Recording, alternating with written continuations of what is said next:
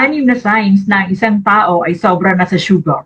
Kapag ang isang tao, bata man o matanda, ay sobra na sa sugar consumption, ang 6 na signs na sasabihin ko na to ay hindi may kakila. Kung na-experience mo ang marami sa 6 na to or yung lahat ng yon, it's about time na pag-isipan mo na kung dapat mo nang baguhin ang iyong eating lifestyle. Pero linawin muna natin yung tinutukoy kong sugar dito. Hindi ito yung table sugar lang. Yung sugar na sasabihin ko comes in all forms. Matatagpuan ito sa mga starchy foods at saka grain products tulad ng kanin, corn, cereals, pasta products, noodle, bread at mga kauri, and of course, yung mga pampatamis tulad ng mga table sugar, honey, mga commercialized syrup, starchy root crops tulad ng kamote, balinghoy, ube, etc. at maraming klase ng prutas. Samahan niyo ako hanggang sa uli and let's dive in. Number 1, nahihirapang matulog. Ang elevated blood sugar ay nagpapataas din ng insulin level. At kapag mataas ito, mataas din ang hormones tulad ng adrenaline at saka cortisol.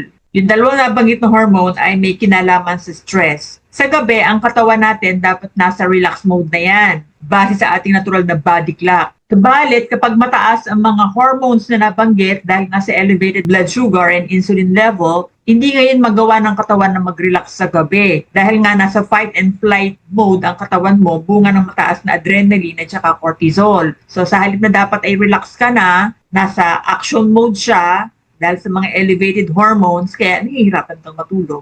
Number 2 is weight gain. Ang isa sa pinakamalaking contributor sa weight gain na unang nakikita sa ating abdominal area ay ang excessive sugar consumption.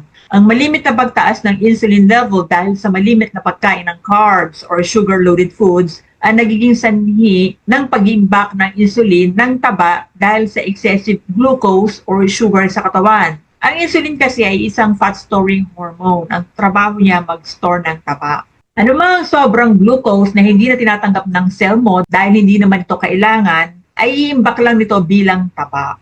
Hindi na na-utilize ng katawan mo effectively ang glucose for energy in that case. Kaya kapag tingin mo, wala ka naman dating umbok sa mid-portion ng tiyan mo, tapos unti-unti nabintog, yun ay dahil nasasobrahan ka na sa carb-loaded foods. Ang akala ng iba, normal lang yun dahil na edad na raw or as we age, hindi po yun normal kahit pa sabihin na edad na tayo.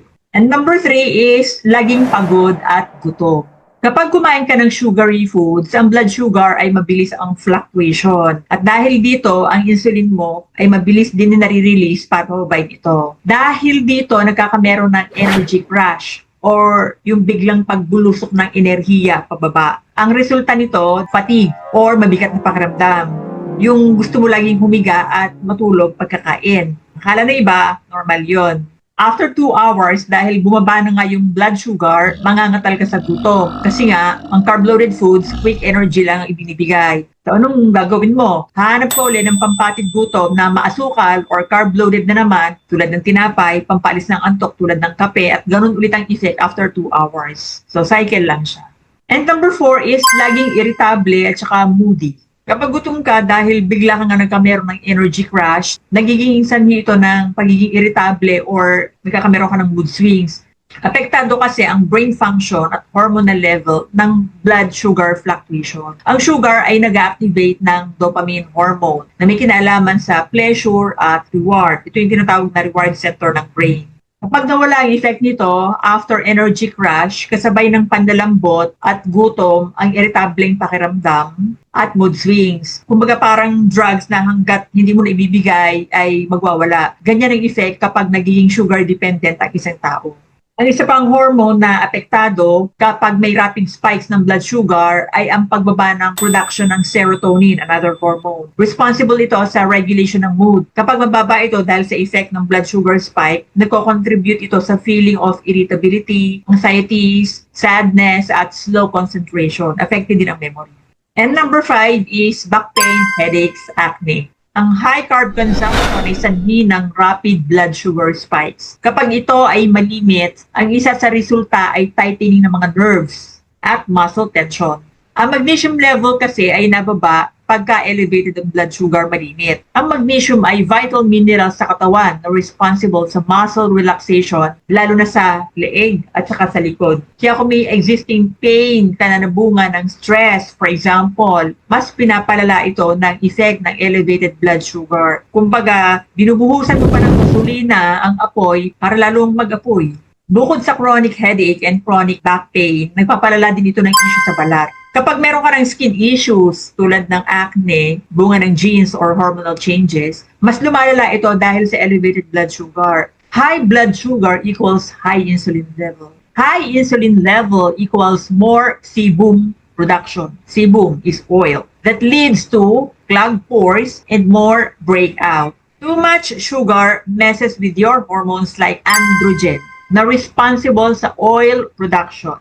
Mas matagal mag-heal ang inflammation kapag mataas ang sugar level dahil ito yung environment na swak or perfect para sa breakouts. Sugar feeds bacteria. Ito ang pinaka-fuel niya kumbaga. Sugar doesn't just cause breakouts. It amplifies them, fuels them, and makes it harder for your skin to heal. And number 6 is wala nang dating ang pagkain sa'yo ng whole foods at naghahanap ka na ng puro may tamis sa bawat pagkain. Pag wala nang lasa, sabihin mo, hindi naman masarap, di ako nabusog.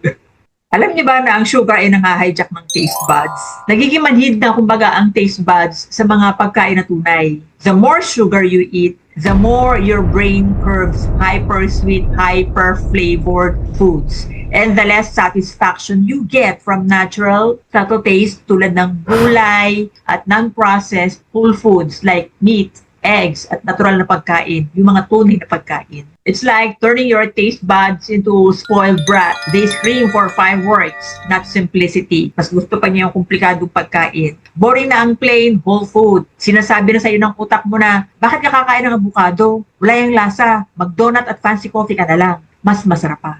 High sa sugar ang kinain. Para kang tumama sa loto kapag naibigay mo ang gusto ng dila mo, pero hindi naman talaga yun ang gusto ng katawan mo. At kapag naman nawala yung effect ng dopamine rush after 2 hours, yung cravings o pagkahaling mo ulit sa susunod na sugar-loaded na pagkain ay mas tumataas. So, vicious cycle na ito sa katawan mo. Ang sugar ang pagkain ng bad bacteria sa bituka. And over time, ang bacteria na ito will ask for more sugar. Ang bituka at utak ay may connection sa pamamagitan ng tinatawag na vagus nerve.